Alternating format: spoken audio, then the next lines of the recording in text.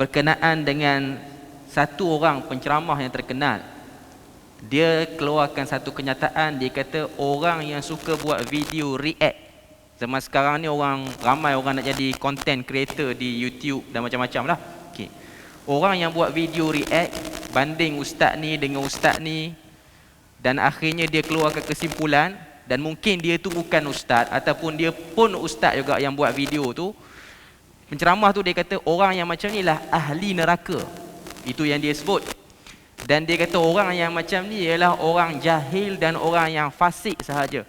Sebab perbuatan yang dilakukan itu ialah namimah, iaitu cuba melaga-lagakan di antara dua orang, dan akhirnya timbullah kekeliruan dalam masyarakat bila mana dia buat macam tu, video macam tu. Jadi apa komen Datuk terhadap penceramah ni yang dia kata ahli neraka, fasik dan jahil pada orang yang buat video react ni? Terima kasih pada soalan tadi. Pertama ialah ada dua keadaan. Yang pertama, jika kita buat satu video ke, ucapan ke apa saja, yang tujuan kita memang nak bagi orang berbelah, tanpa sebab yang benar, memang nak bagi orang berbelah, bagi orang berkelahi, yang tu termasuk namam ataupun namimah. Wa amma akhar fakana yamshi bin namimah, Nabi kata. Yang kena azab tu adapun yang seorang lagi, kerana dia berjalan dengan namimah, bagi orang berkelahi, bergaduh. Kalau itu konten video tu, maka itu termasuk di dalam namimah. Kalau itu tujuan dia, nak bagi orang bergaduh tanpa sebab alasan yang benar. Kedua, jika dia buat sesuatu penerangan supaya orang dapat mengelakkan perkara yang salah.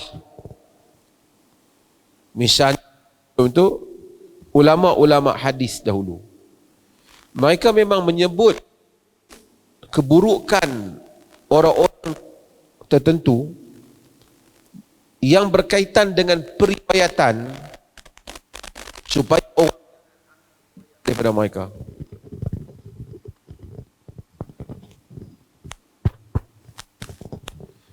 Supaya orang jangan ambil riwayat mereka. Sebab itu dia ada sebut ijlis bina naghtab fillah. Duduk bersama kami, kita mengumpat kerana Allah. Mana boleh mengumpat kerana Allah? Dia mengumpat untuk bagi tahu rawi ni bohong. Rawi ni lemah ingatan dia. Yang ni keliru. Karena kalau dia tak bagi tahu macam tu, akan berlaku hadis palsu, hadis yang tidak benar dan seumpamanya. Maka ada senarai dajjal, kadzab, matruk, dajjal, pendusta, matruk. Kenapa dia bagi tahu nama orang, nama dia, nama bapa dia, sekian-sekian? Ini hukuman untuk dia. Kerana kawan tu terbabit dengan pengajaran membawa hadis. Sebab apa? Memang ada firman Allah, wala yaghtab ba'dukum ba'dha. Jangan sebagian kamu mengumpat sebagian yang lain.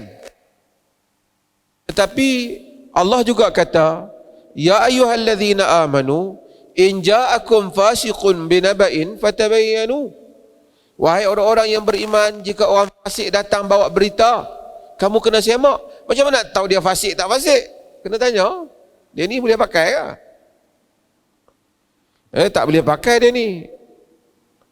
Kalau tidak, kita akan ambil maklumat daripada orang yang tak benar. Kita tak boleh mengumpat, melainkan apabila ada keperluan besar untuk berbuat demikian. Ulama-ulama dulu, para sahabat dulu, macam mana dia ambil hadis Nabi? Mereka ambil hadis Nabi daripada Nabi. Bila Nabi tak ada, orang yang datang kemudian, macam mana nak dengar hadis Nabi? Mereka tanya sahabat Nabi. Sahabat Nabi akan beritahu, dahulu Nabi bagi tahu begini, dahulu Nabi tak bagi tahu begini, dahulu Nabi buat begini. Sahabat tak timbul masalah. As-sahabatu kulluhum udul. Sahabat semuanya adil di sisi ahli sunnah wal jamaah. Tapi yang jadi masalah, bila mai yang kemudian, yang tak jumpa sahabat, dia tanya siapa? Dia tanya orang yang tanya sahabat. Dia kata dah hari itu Abu Hurairah kata macam ni. Kau ni kata hari itu ada Abu Hurairah kata macam ni. Macam mana kalau kawan tu bohong? Itu Jabir kata macam ni. Aku mendengar Abdullah bin Umar kata begini. Bagaimana kalau dia bohong? Macam mana kalau datang lagi, kemudian lepas daripada tabi'in, lepas daripada tu lagi, bohong? Kata Muhammad ibn Sirin, lam yakunu yas'alu 'anil isnad, falamma waqa'atil fitnah qalu sammu lana rijalakum fayunzar idza kana min ahli sunnah fayu'khadhu min wa idza kana min ahli bid'ah fala yu'khadhu min, atau kama qala. Dulu orang tak petikai pun tentang sanad ni. Sekarang ni ada orang kata kita kena ada sanad. Sanad ni bukan tujuan dia kena nak ada nama dalam senarai tu. Asalnya pada zaman Nabi, orang tanya sahabat, tak ada lah tanya sanad apa. Sanad tu, rangkaian perawi tu ditanya sebab nak buat cek tu lah. Orang tak tanya pasal sanad ni. Kata Muhammad bin Sirin. Tapi apabila berlaku fitnah, puak Sayyidina Ali, puak Muawiyah, yang pro Syiah, yang pro Muawiyah, mula pakat dok buat hadis nak support kumpulan masing-masing. Barulah mereka kata sammu lana rijalakum, bagi tahu kepada kami rawi-rawi kamu. Siapa dia yang riwayat ni? Fayunzar, dilihat, jika sekiranya daripada ahlul hadis diterima. Jika perkara di kalangan ahlus sunnah diterima. Jika sekiranya di kalangan ahlul bid'ah maka tidak diterima hadisnya. Ahlu sunnah tu bukan ahli sunnah kemudian ni dok cerita mazhab-mazhab ni. Ahlu sunnah yang ni ahli sunnah, iaitu mereka yang berpegang seperti mana Nabi dan para sahabat. Ini ayat pada zaman itu. Belum lagi muncul aliran-aliran hak kemudian ni Abu Hasan Sy'ari, Abu Mansur Al-Maturidi ke Mu'tazilah ke, semua belum muncul lagi. Ini masa awal.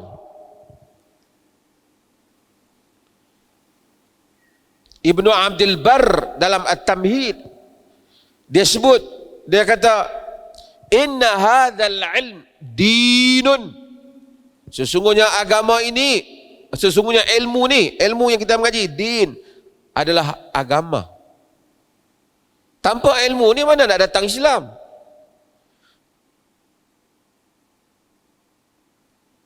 Fanzuru amman ta'khuduna dinakum, maka kamu kena lihat, kamu ambil agama kamu daripada siapa?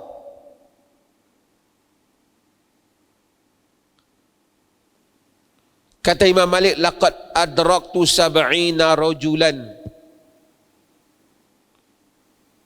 mimman yuhaddith qala fulan qala Rasulullah inda hadhihi al-asatin falam akhudh minhum syai'a wa inna ahaduhum lawi tumina fi baitil ma ala baiti mal ala al baitil mal lakana aminan wa lam yakunu ahlan li hadha sya'n. Kata Imam Malik, aku jumpa 70 orang tokoh yang duk mengajar dalam masjid Nabi ni, yang duk sebut, diceritakan daripada fulan bahawa Rasulullah bersabda,